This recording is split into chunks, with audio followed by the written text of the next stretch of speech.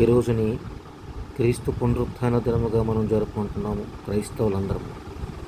క్రైస్తవులందరూ గుర్తుపెట్టుకోవాల్సింది ఒకటే: క్రీస్తు మన కోసం త్యాగం చేశారు, ప్రాణాలు అర్పించారు, రక్తాన్ని కార్చారు, మన పాపాలన్నీ కడిగివేయబడేలా చేశారు, తిరిగి పైకి లేచారు. పొందుతాడే, ఆయనకి మరణం లేదు. కాబట్టి ప్రతి క్రైస్తవుడు తెలుసుకోవాల్సింది ఒకటే: మీ పగని ప్రతీకారాన్ని మొత్తం ఆయనకు అప్పచెప్పియండి. మీరు మనుషుల పట్ల ప్రేమను మాత్రం చూపించండి, అంతే. మీరు మారు మనసు పొంది ఉన్నారు కనుక ఎల్లప్పుడూ ఆ మారు మనసు కలిగి ఉన్న వారి వలె ఉండండి, అంతే తప్ప ఎవరిని ఏమీ అనవద్దు. ప్రేమను మాత్రమే చూపించండి. విశ్వాసము, నిరీక్షణ, ప్రేమ, చివరి వరకు ఉండేది ప్రేమ మాత్రమే వీటిలో. కాబట్టి అందరూ జ్ఞానంగా, గొప్పగా, మంచిగా ఉండండి.